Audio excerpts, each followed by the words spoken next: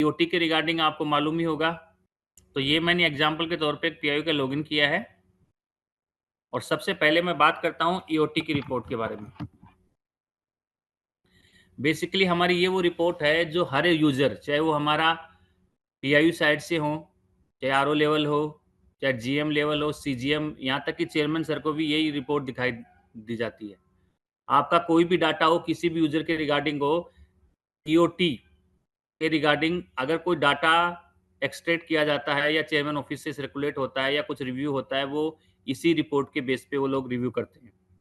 बात आती है इसमें, जैसे फर्स्ट टैब है सिविल वर्क ईओटी के रिगार्डिंग, सेकंड टैब है एआई का और थर्ड है डीपीआर ईओटी। सो फर्स्ट मैं आज का टॉपिक हमारा जो ले रहा हूँ, अकॉर्डिंग टू कंसल्टेंट का लेना है तो आपको ए का ले सकते हो या डीपीआर का ले सकते हो आप इस रिपोर्ट के थ्रू, या फिर सिविल वर्क के रिगार्डिंग देखना हो तो पहले कॉन्ट्रैक्टर के रिगार्डिंग है। बाय डिफॉल्ट डेट हमने 2000 जब डाटा लेके स्टार्ट हुआ वो फिक्स आपके सामने, और आफ्टर देन आपको लगता है कि नहीं मैं तो अपने कस्टमाइज डेट के बेस पे फिल्टर करना चाहता हूँ, तो आपके सामने ये जो कैलेंडर हैं उनमें पर्टिकुलर डेट आप डाल सकते हैं और डेट के बेस पे आपके कंसर्न जो डाटा आप करेंगे तो वो आपके सामने आ जाएगा। बात हो रही है civil work EOT pendency report between एक 4 से लेकर इतने के बीच में है ये। इसमें मैन जैसे पीआईयू में आरओ, ये मैन आरओ आ गया, आरओ के अंदर एक contractor, AE, PD, RO, SQ, CG, total pending कितनी, टोटल अप्रूव कितनी हुई, रिजेक्ट कितनी हुई। तो ये सारी की सारी रिपोर्ट किस मॉड्यूल के थ्रू आती है वो मॉड्यूल का डिस्क्रिप्शन मैं आपको दूंगा। अभी मैं आपको डायरेक्ट आउटपुट दिखा रहा हूँ कि इस रिपोर्ट का जो आउटपुट आ रहा है वो किस इनपुट के आधार पे आएगा, क्योंकि मोस्टली जो है पीडी लेवल पे भी और हमारे आरओ लेवल पे भी, जीएम लेवल पे भी प्रोसेस तो वो लोग करते ही करते हैं, बट डाटा जो लिया जाता है या जो जो भी रिव्यू होते हैं जिसके रिगार्डिंग होता है तो मोस्टली ऐसी रिपोर्ट के बेस पे उनका काम में लिया जाता है। मेरा कहने का तात्पर्य ये है कि ये जो रिपोर्ट उठ के आ रही है, ये जो डाटा आपके सामने दिखाई दे रहा है, ये किस इनपुट प्रोसेस के थ्रू आता है, कौन यूजर क्या डाटा फिल करता है जिसके बाद में यहाँ पे पॉपुलेट होता है, वो आपको मालूम होना चाहिए। ये हमारी कॉन्ट्रैक्टर के ईओटी के रिगार्डिंग है। फॉर एग्जांपल मैं आपके सामने जैसे टोटल रेस्ड ईओटी 1 दिखा रहा है, इसमें 1 पे क्लिक करता हूँ। ये जो डिस्क्रिप्शन आ रहा है वो किस मॉड्यूल के थ्रू आएगा या किस मॉड्यूल के थ्रू आया है वो हम मॉड्यूल का डिस्कस करेंगे, जिसके थ्रू जो कंसर्न कॉन्ट्रैक्टर है हमारा वो कैसे ईओटी रेज करता है, कैसे उसके रिगार्डिंग कौन सा पीडी सर के पास में क्या चीज आती है, उसके बाद में कंसर्न आरओ के पास क्या आता है, वो आपको फोकस करना है, वो अपने लेवल पे करना है। लेकिन नॉलेज पर्पज से मैं सारा फ्लो बताता हूँ ताकि कल को आपका कहीं ट्रांसफर हो या कहीं आप हेडक्वार्टर से आरओ पे आए तो आपको मालूम होना चाहिए कि इस मॉड्यूल के अंदर ये वाली चीजें होती हैं।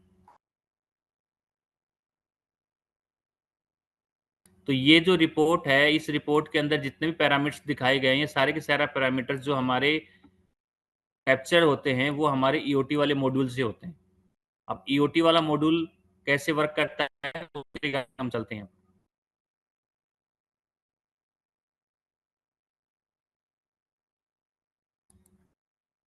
ये सर आपके सामने ईओटी वाला मॉड्यूल है, वो ये है।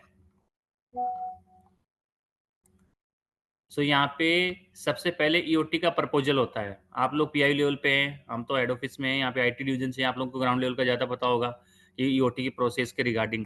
डाटा लेक में कैसे होता है वो मैं आपको बता रहा हूँ। बाकी आपके ग्राउंड लेवल पे जो जैसे इवेंट नोटिस है और ये दूसरा है इवेंट प्रपोजल है। तो मैं न्यू इवेंट से स्टार्ट करता हूँ एक बार।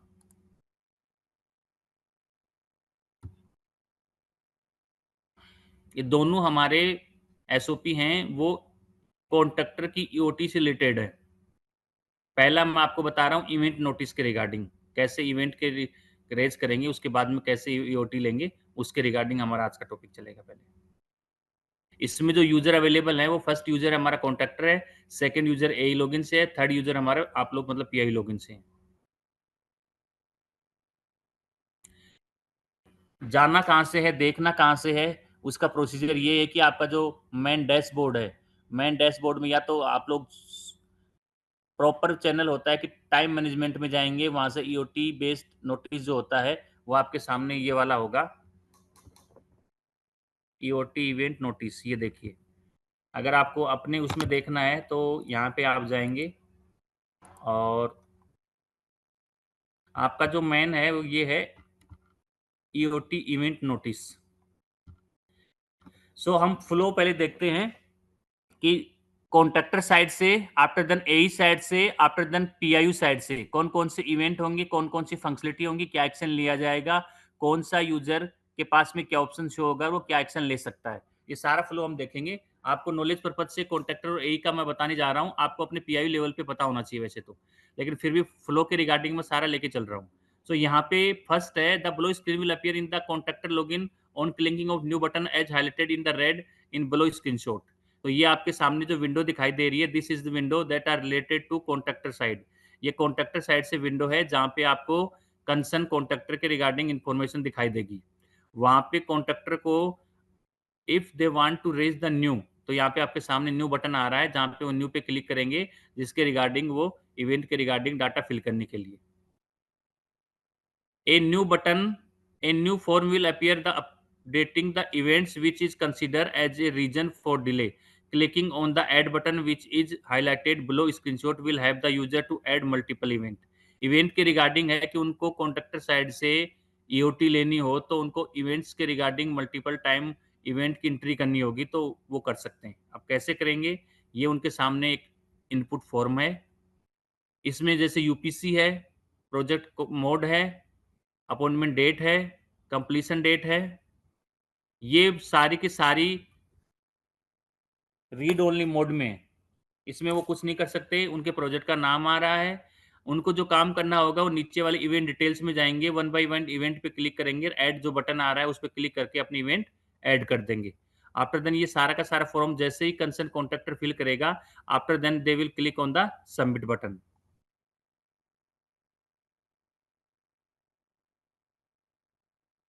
ये देखिए आपके सामने। On clicking the add button the below, ये इवेंट के रिगार्डिंग जो यहाँ पे क्लिक करेंगे तो ये इवेंट वाला इनपुट फॉर्म आएगा, जिसमें कैटेगरी, सब category, details of event, name of the event, ये सारा का सारा फॉर्म वो फिल करेंगे। हर एक पर्टिकुलर्स में जो वैल्यू दी गई है, कॉन्ट्रैक्टर सबमिशन में जो चीज़ दी गई है, एजेंसी रिस्पॉन्सिबिलिटी अटक, ये इनपुट फॉर्म की जो भी पर्टिकुलर वैल्यू है वो कॉन्ट्रैक्टर साइड से फिल की जाएगी। अब वैल्यू में क्या डाटा भरा जाएगा, वो कॉन्ट्रैक्टर लेवल अपने प्रोजेक्ट के हिसाब से अपने प्रोजेक्ट के रिलेटेड डाटा इनपुट करेंगे। सो वो डाटा इनपुट करेंगे, जहाँ पे डॉक्यूमेंट अपलोड करना होगा they will upload the document, और जहाँ पे न्यूमेरिक फील्ड या अल्फा न्यूमेरिक फील्ड होंगी वहाँ पे वो अपने प्रोजेक्ट के रिगार्डिंग इन्फॉर्मेशन फिल करेंगे, जिसमें जैसे एविडेंस हो गया, mobilized PND details during the events हो गई, deployed man power details during the event हो गया।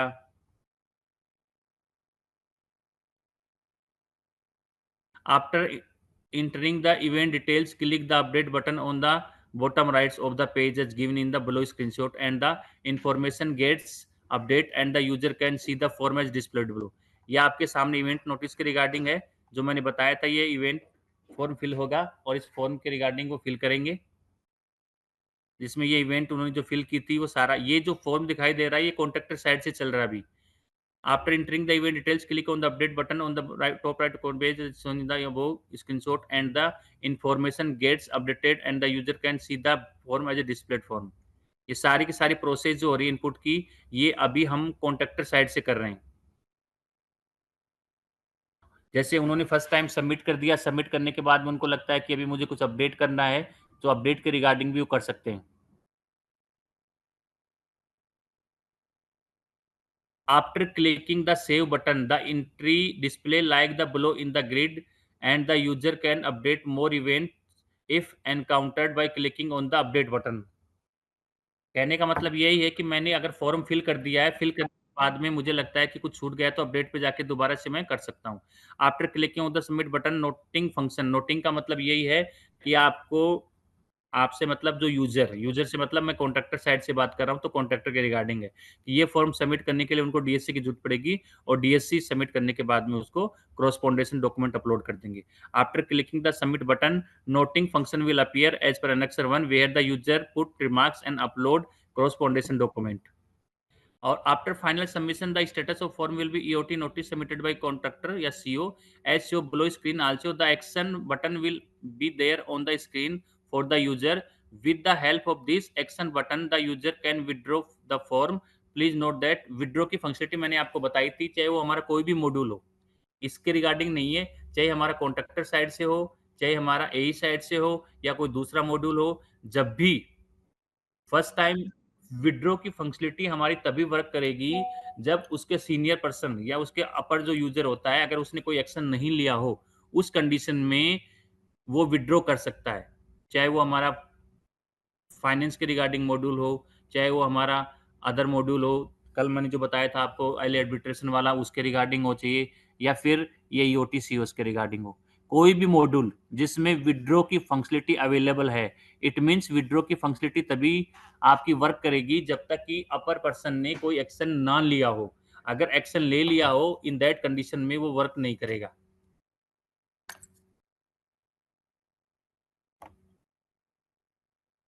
ये आपके सामने विड्रॉ की फंक्शनलिटी या बटन शो हो रहा है, इट मीन्स अभी तक हमारे कंसर्न एई ने कोई काम नहीं लिया है।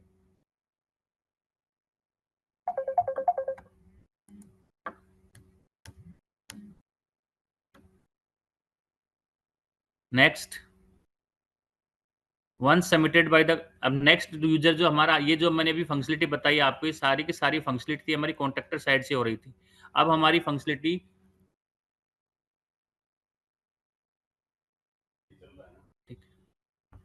नेक्स्ट जो हमारी फंक्शनलिटी हो गई वो ए साइड से चलेगी कि ए साइड से क्या लॉगिन होगा, ए साइड से क्या काम किया जाएगा, उसके रिगार्डिंग है। सो ए लॉगिन में आप देख, once submitted by the contractor the entry will reflect in a grid where A will have two option to comment by A reject and seek clarification. अब ए के पास में कौन कौन से ऑप्शन आते हैं वो आपको पता होना चाहिए। फर्स्ट ऑफ ऑल, ये जो आपके सामने विंडो दिखाई दे रही है, ये विंडो हमारे कंसर्न ए की विंडो है, जिसमें उनका खुद का नाम आ रहा है। साइड में ये जो एक्सेल और पीडीएफ के बटन आ रहे हैं कि मल्टीपल, अगर उनको रिपोर्ट डाउनलोड करनी हो तो यहाँ से कर सकते हैं। सर्च के थ्रू पर्टिकुलर यू, मतलब अगर स्पेसिफिक इन्फॉर्मेशन डालेंगे तो सर्च में कर सकते हैं। अब एक्शन में अगर वो व्यू पे क्लिक करते हैं तो सबमिटेड फॉर्म जो कॉन्ट्रैक्टर ने सबमिट किया है वो उनको दिखाई देगा, बट वो ओनली रीड ओनली मोड में होगा, और एक्टिविटी लॉग जो होगी इसके नीचे, उसमें एक्टिविटी दिखाई देंगी कि क्या एक्टिविटी की गई है। एक्शन में आ रहा है सी क्लिफिकेशन, रिजेक्ट और कमेंट बाई एआई। सी क्लिफिकेशन क्या काम करता है, कमेंट रिजेक्ट क्या काम करता है, कमेंट बाई एआई क्या काम करता है, ये आपको मतलब वन बाई वन, जैसे सी क्लिफिकेशन उनको लगता है the information fill by concern contractor is not correct, तो वो सिक्लिफिकेशन करके दोबारा से इंफॉर्मेशन मांग सकते हैं। रिजेक्ट मीन्स उनको लगता है कि जो फील्ड इंफॉर्मेशन है वो करेक्ट नहीं है, in that condition they can reject the this मतलब रिक्वेस्ट। और कमेंट बाई एआई, उनको लगता है कि अपने विचार, वो जो इस रिक्वेस्ट के रिगार्डिंग अपने जो भी ऑब्जर्वेशन फिल करने हैं उसके रिगार्डिंग वो कमेंट कर सकते हैं। In case of query clarification required by AI, can option for the C clarification option from the drop down menu highlighted above. After that the page will appear annexer 1। मैंने कल भी बताया था, आज दोबारा बता रहा हूँ। annexer 1 जहाँ भी मैं मेंशन करता हूँ या मेरे मुंह से निकलता है या आपको बताया जाता है, इट मीन्स यही है कि वो डीएससी के थ्रू काम होगा। जो काम होगा वो डीएससी के थ्रू होगा और उसमें मॉड्यूल में डीएससी काम करेगी। AI can also select the reject option from the drop down menu highlighted above. The page will appear। Reject means आपको बताया मैंने कि अगर वो रिजेक्ट कर देगा तो मतलब लूप यहीं पे क्लोज हो जाएगा, उनके पास में कोई वो नहीं है। सेकंड थिंग है A can select the comment by AI, वो अपने कमेंट देना चाहे तो उसको सिलेक्ट कर सकते हैं। Option from the drop down menu highlighted above, now the noting function will appear as annexer 1। Add a note and attach DSC for final submission where the user can comment and forward the above event notice to PIU. ये इस प्रकार से हमारे concern PIU के पास में notice आ जाएगा कि भाई हमारा कंसर्न जो कॉन्ट्रैक्टर है वो ईओटी लेना चाहता है। अब नेक्स्ट काम आता है आप लोगों का, मतलब आपके लेवल पे ये जो रिस्पॉन्सिबिलिटी आ रही है उसमें क्या है। अब नेक्स्ट बात करते हैं पीआईयू लॉगिन की। तो पीआईयू लॉगिन में ये जो आपको विंडो दिखाई दे रही है पीआईयू लॉगिन की है, और पीआईयू लॉगिन में ये जो 3 बटन दिखाई दे रहे हैं, ये 3 बटन्स हैं। जो 3 ऑप्शन कौन-कौन से हैं, सिक्लिफिकेशन, रिजेक्ट या notify to AI by PIU. तो ये तीनों में से जो प्रॉपर हमारी कंसर्न अथॉरिटी को लगता है कि अगर फील्ड इंफॉर्मेशन करेक्ट नहीं है तो वो सिक्लिफिकेशन ले सकते हैं। रिजेक्ट उनको लगता है कि नहीं ईओटी नहीं देना है तो रिजेक्ट कर सकते हैं, और उनको लगता है नोटिफाई टू एआई, तो उसको नोटिफाई करने के लिए इस बटन पे क्लिक कर सकते हैं।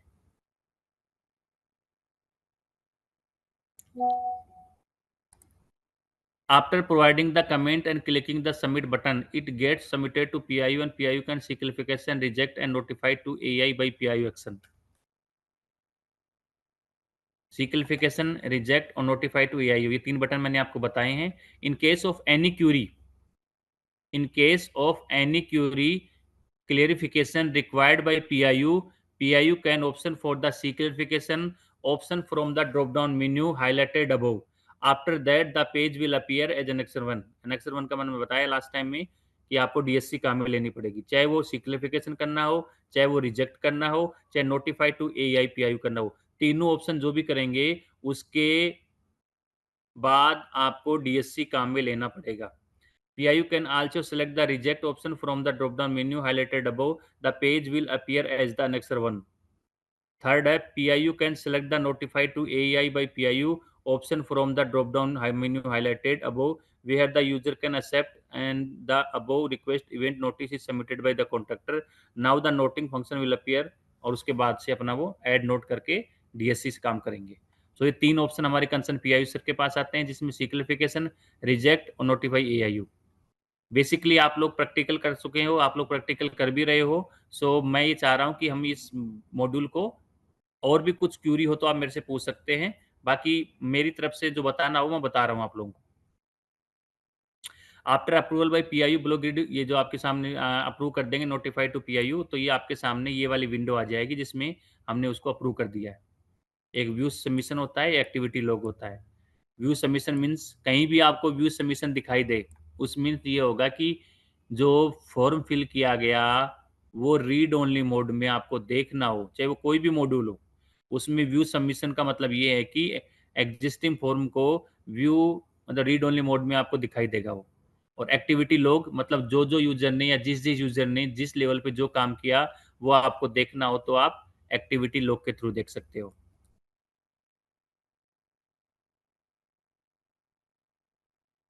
सो ये आपके सामने हमारा पूरा का पूरा एक वो था जो फॉर्म उन्होंने नोट वो किया। अब नेक्स्ट आता है मेरा इवेंट नोटिस देने के बाद में, इवेंट नोटिस देने के बाद में नेक्स्ट आता है ईओटी के रिगार्डिंग। तो ईओटी में आपके सामने क्या है, रिक्वेस्ट फॉर प्रपोजल। पहले प्रपोजल रिक्वेस्ट होगा, पर issue approve letter issue update होगा, फिर माई अपडेट माइलस्टोन एस्कर करेंगे और उसके बाद भी ये। तो हमारा बेसिकली ईओटी वाला प्रोसीजर, उसमें सबसे पहले क्या कॉन्ट्रैक्टर साइड से रिक्वेस्ट जाएगी, रिक्वेस्ट जाने के बाद में उनका अप्रूवल लेटर होगा, वो आएगा, वो 1 बाय 1 डाउन लेटर से आएगा।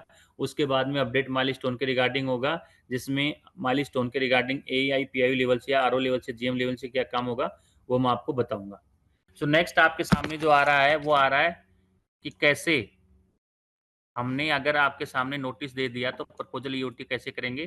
तो ये सबसे पहले रिक्वेस्ट कॉन्ट्रैक्टर लॉगिन से, मेरा हर एक यूजर पे मैंने बताया था प्रोसीजर कि इसमें जो यूजर होंगे वो एई कॉन्ट्रैक्टर से स्टार्ट होगा, AE PIU RO GM CGM member तक, ये सारे लेवल पे हमारी रिक्वेस्ट जाएगी। सो आप लोगों को मैं 1 बाय 1 बताता हूँ कि कौन सी रिक्वेस्ट पे ऊपर क्या चीज़ आएगी। तो फर्स्ट ऑफ ऑल पहला जो ये इनपुट फॉर्म होगा इसमें कॉन्ट्रैक्टर साइड से फिल होगा। फिल करने के लिए उनको अपने जो मेन मेन्यू होता है उसमें जाएंगे, वहाँ पे टाइम मैनेजमेंट का मेन्यू होता है, उसमें ईओटी के रिगार्डिंग होता है और ये ईओटी प्रपोजल के नाम से उनके पास में बटन दिखाई देगा जहाँ पे वो क्लिक करेंगे और क्लिक करने के बाद में अपना नेक्स्ट प्रोसेस करेंगे।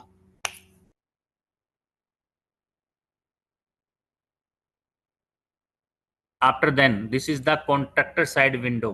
कॉन्ट्रैक्टर साइड से विंडो है ये, जहाँ पे एक हमारे कॉन्ट्रैक्टर को अगर अपने प्रोजेक्ट के रिगार्डिंग ईओटी लेनी हो तो वो न्यू पे क्लिक करेंगे। यहाँ पे न्यू पे जाएंगे, अगर ऑलरेडी एग्जिस्टिंग ईओटी उनने ले चुके हैं तो वो नीचे हुई विंडो में उनको ये सारी की सारी रिपोर्ट दिखाई देगी कि ऑलरेडी वो ये इवेंट उनके पास में आई थी और इस इवेंट के रिगार्डिंग फिर वो अपना वो काम करेंगे। न्यू पे मैं गया, मुझे नया करना है तो मैं न्यू पे क्लिक करूंगा। On clicking the new button, the below form will appear as proposal of EOT, where previously entered information of events either approved or rejected as displayed as below.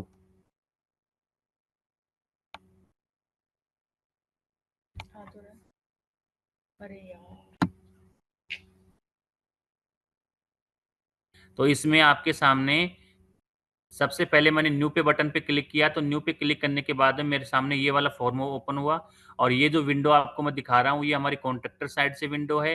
Data जो fill किया जाएगा वो contractor side से fill किया जाएगा। क्या data fill किया जाएगा? ये कॉन्ट्रैक्टर साइड से अपने प्रोजेक्ट के रिगार्डिंग ईओटी प्रपोजल के रिगार्डिंग ये जो फॉर्म आपको दिखाई दे रहा है उसमें कंसर्न वैल्यू वो अपने प्रोजेक्ट के रिगार्डिंग फिल करेंगे और फिल करने के बाद में यहाँ पे ये आपके सामने हर एक इवेंट के जैसे यूपीसी बाय डिफॉल्ट जो रीड हर एक फॉर्म में, इसी में नहीं किसी भी फॉर्म में अगर कोई रीड ओनली इंफॉर्मेशन आ रही है उसमें वो बाय डिफॉल्ट किसी ना किसी दूसरे मास्टर मॉड्यूल से आती है, उसमें वो लोग कुछ नहीं कर सकते। मैंने कल बताया था कि जैसे सपोज कीजिए यहाँ पे उनको लगता है कि मेरी अपॉइंटमेंट डेट गलत आ रही है, शेड्यूल डेट, कंप्लीशन डेट गलत आ रही है, उस कंडीशन में वो डॉक्यूमेंट डाल के टिकट रेज करेंगे ताकि हम ठीक कर देंगे।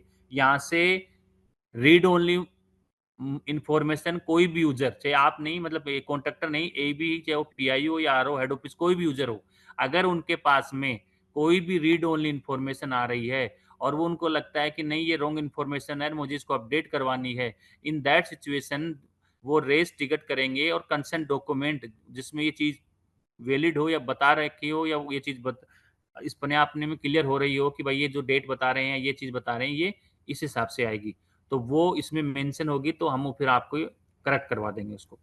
तो यहाँ पे मैं बात कर रहा था इवेंट के रिगार्डिंग। पर ईओटी का प्रपोजल आपके सामने फॉर्म होगा जो कॉन्ट्रैक्टर फिल करेगा। अब कॉन्ट्रैक्टर क्या फॉर्म फिल करेगा, कॉन्ट्रैक्टर कैसे फॉर्म फिल करेगा, कौन कौन सी वैल्यू फिल करेगा, वो अपने प्रोजेक्ट के रिगार्डिंग होगी, वो प्रॉपर फिल कर देगा। यहाँ पे इसमें आपके सामने सारी चीजें होंगी जो उसने फिल करेगा। रिवाइज शेड्यूल आ गया उसका, माइलस्टोन 1, सेकंड, थर्ड, फोर्थ, ये आपके सामने जो भी होगा, ये सारा का सारा एंट्री फॉर्म है वो हमारे कंसर्न कॉन्ट्रैक्टर के थ्रू फिल किया जाएगा।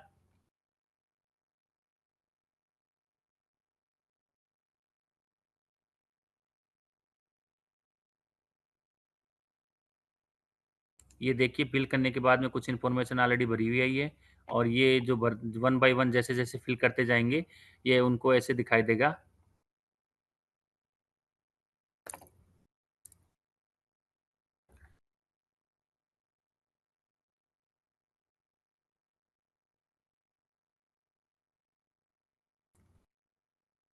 After filling the all the required field submit form by clicking on submit button, now the noting function. मैंने लास्ट टाइम भी बताया था कोई भी हमारा मॉड्यूल हो तो उसमें नोटिंग फंक्शन की या अनेक्सर 1 की जब भी मैं बात करूं उसका मतलब डीएससी के रिगार्डिंग होता है कि आपको ऐड नोट करना पड़ेगा, डीएससी काम भी लेनी पड़ेगी, उसके बाद में आपका कंसर्न यूजर का फॉर्म सबमिट हो जाएगा।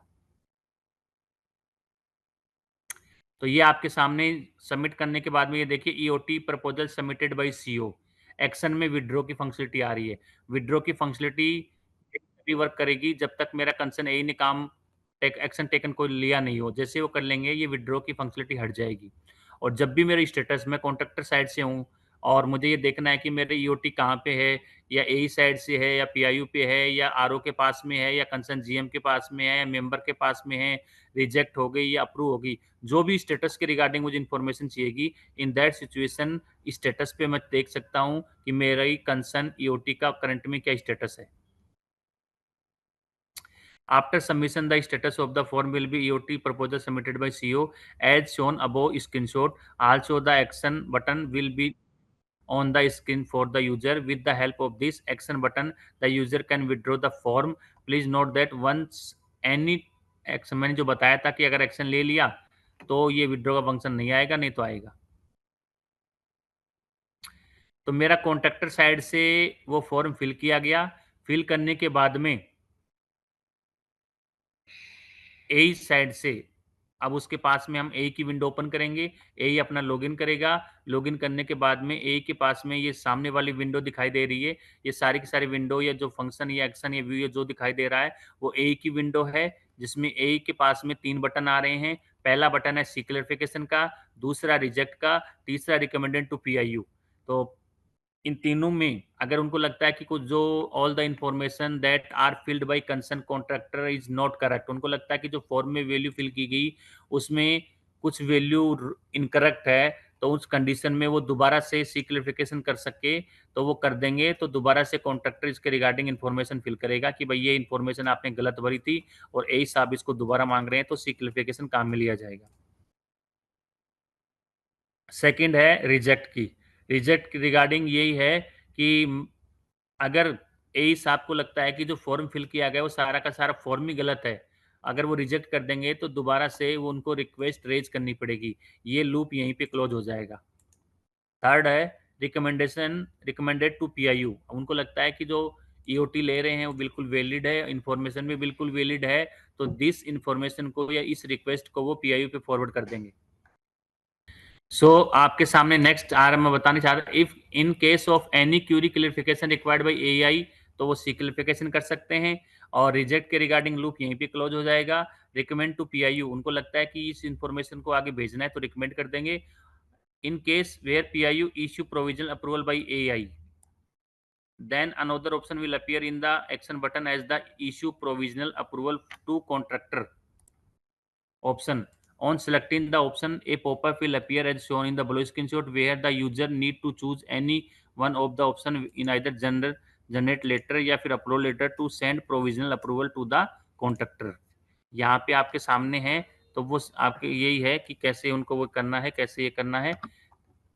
पहला था सिक्लिफिकेशन, दूसरा था रिजेक्ट, तीसरा था रिकमेंडेड टू पीआईयू।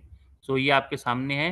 और उसके बाद में in case where PIU issue provision letter, अगर उनको लगता है कि मुझे प्रोविजन लेटर अप्रूव करना है, इश्यू प्रोविजन अप्रूवल टू एई, तो वो यहाँ से आपके सामने मैंने बताया था एक पॉपअप आएगा, और ये है in case of where PIU issue provision letter to AE, then another option will appear in the action button. तो ये आपके सामने है, अगर उनको करना चाहिए, ये जनरेट करना है तो जनरेट कर सकते हैं, या अपलोड करना चाहिए अपलोड कर सकते हैं। ये एई की विंडो है। इस विंडो में ईओटी इंटर अमाउंट जो भी आपके सामने पर्टिकुलर, ये देखिए जो कॉन्ट्रैक्ट ने सबमिट किया था वो वाली ये वाली वैल्यू है। एई के पास जो जो सबमिट करता जाएगा उसके रिगार्डिंग उनके टेक्स्ट बॉक्स आपके सामने आते जाएंगे, जो आप करंट में कर भी रहे हैं, मतलब एई साइड करता भी है, तो ये सारी वैल्यू कंसर्न फिल की जाएगी। सबमिट बटन आपको मालूम ही है, सबमिट बटन दबाने से फिर वो काम होगा नहीं।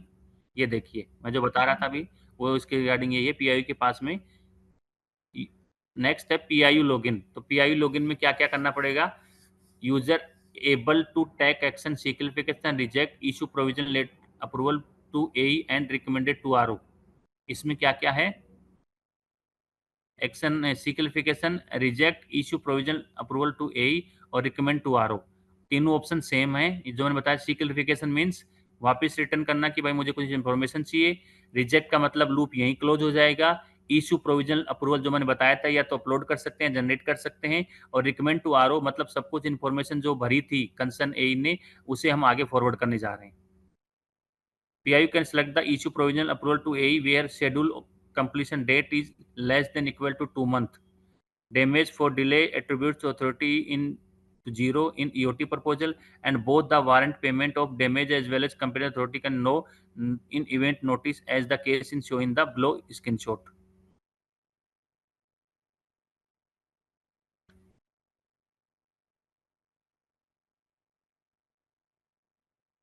ये इन्फॉर्मेशन जो फिल की थी, जो schedule revise date automatic fill आई है, कंसर्न उनको दिखाई देगी।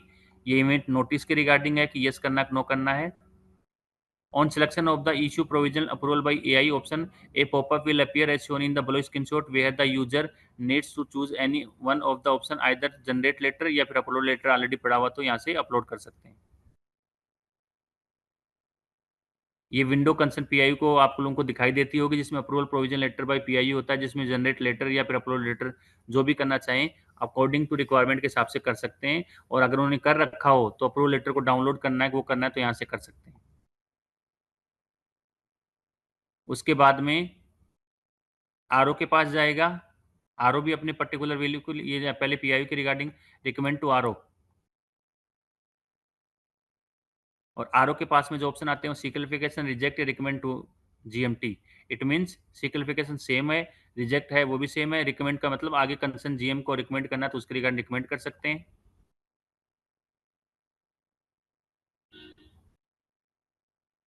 नेक्स्ट यूजर आता है हमारा जीएम सर। जीएम सर के पास में वही है कि जीएम सर कमेंट भी दे सकते हैं, रिकमेंड टू जीएमटी आगे सीजीएम सर को फॉरवर्ड कर सकते हैं, रिजेक्ट कर सकते हैं और सिक्लिफिकेशन कर सकते हैं। आफ्टर जीएम सर ने अगर उनको रिकमेंड टू सीजीएमटी कर दिया है, मतलब सीजीएम सर के पास में भेज दिया है, तो सीजीएम सर से ये रिक्वेस्ट, जैसे जो भी यूज़र हमारा जो डाटा फिल करता है, ये आपके सामने जो टेबल होती है उसमें पता चल जाता है कि भाई कॉन्ट्रैक्टर ने ये फिल किया था, एई साइड से ये आया, पीआईयू साइड से ये आया, आरओ ने रिकमेंड ये किया है, जीएम सर ने रिकमेंड ये किया है। उसके बाद में सीजीएम लेवल पे, तो सीजीएम लेवल पे क्या होगा, सीजीएम सर के पास में भी जाएँगे तो सी क्लैरिफिकेशन, रिजेक्ट या फॉरवर्ड टू मेंबर, ये ऑप्शन आएगा।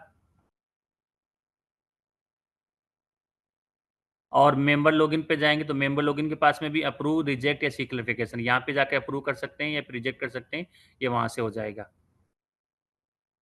तो मेंबर सर ने अगर अप्रूव कर दिया, ये देखो अप्रूवल लेटर डालेंगे, अप्रूवल लेटर ये आपके सामने है।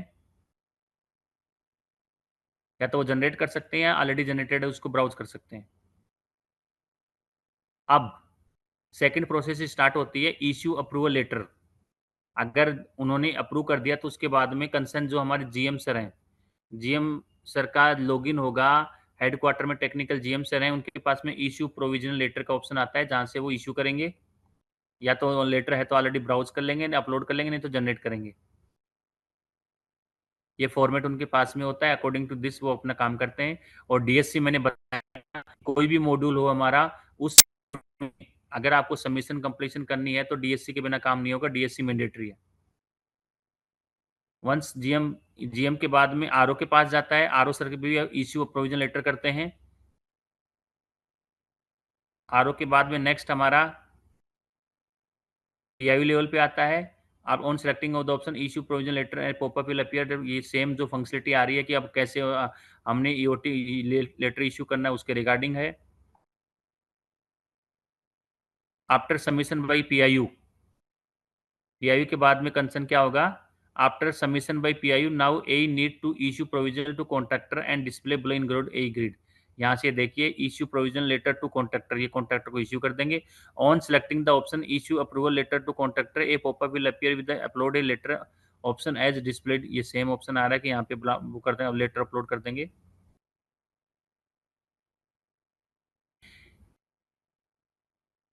AE submit the form after uploading the approval letter to the contractor. After the AE will get another option as update milestone as curve. The process of update milestone as curve is, मतलब AE के पास में आता है कि वो अपना milestone update करें और अपना एस कर्व अपडेट करें। Update milestone and S curve process AE login में. So after completing the activity of approval letter by AEI, the status is updated to EOT approval issued by AEI, and the new option for update milestone and S curve is shown below in the AE grid screenshot. तो ये आपके सामने है। उसके बाद में update milestone S curve, ये जो विंडो दिखाई देगा, ये जो बटन दिखाई देगा, ये हमारे ए के पास दिखाई देगा। ए इस पे क्लिक करेगा और क्लिक करने के बाद में अपना update milestone and S curve पे क्लिक करेगा। और on clicking of the update milestone S curve button, the below page will display where the target cumulative and values auto populate and the cumulative plan revised plan is display. ये जो आपके सामने जो भी form दिखाई दे रहा है, concern हमारे ए के थ्रू अपडेट किया जाएगा कि भाई हमने जो ईओटी ली है उसके हिसाब से अब कितना क्या हो गया। सारी की सारी इन्फॉर्मेशन या एसकर वो जो अपडेट होगा वो हमारा कंसर्न जो है वो ए वो अपडेट करेगा। आफ्टर अपडेट करने के बाद में, ये फिल करने के बाद में जो है कंसर्न हमारे पीआईयू लेवल पे आएगी। पीआईयू लेवल उसको वैलिडेट कर देंगे और वैलिडेट करने के बाद में इफेक्ट हो जाएगी। After validated by PIU, RO has two option to recommend milestone S curve to recommend GM to as shown below. Recommended, ये आपके सामने मतलब जो उन्होंने अपडेट की उसके रिगार्डिंग है। उसके बाद अप्रूव के रिगार्डिंग ऊपर जाता जाएगा, भाई उन्होंने अप्रूव माइलस्टोन के रिगार्डिंग है। और नोटिंग फंक्शन के लिए कहने का मतलब यही है कि आप लोग, मैं जो बता रहा हूँ अभी आपको ईओटी प्रोसेस के बारे में, आप लोग तो ग्राउंड लेवल पे या फिर डाटा लेक में ऑलरेडी इस मॉड्यूल को काम में ले रहे हैं, लेकिन हमारे ट्रेनिंग का ये पार्ट था कि जो नए यूजर हैं, अगर वो फर्स्ट टाइम आए हैं या उनको डाटा लेक के रिगार्डिंग उनको अपना ही पार्ट का पता होता है, तो और यूजर क्या काम करता है और यूजर के पास में कौन कौन से ऑप्शन आते हैं, कौन कौन सी फंक्शनलिटी आती है, एक्शन में क्या क्या आता है, उसके रिगार्डिंग मैं आपको बता रहा था, ताकि उनको पता चल सके कि भाई हमको इसके रिगार्डिंग ये काम करना है या फिर हमको उसके रिगार्डिंग ये एक्शन लेना है। सो ये आपको मालूम होना चाहिए, इसलिए ये मेरा ईओटी वाला मॉड्यूल था जो मैं आपको बता रहा था।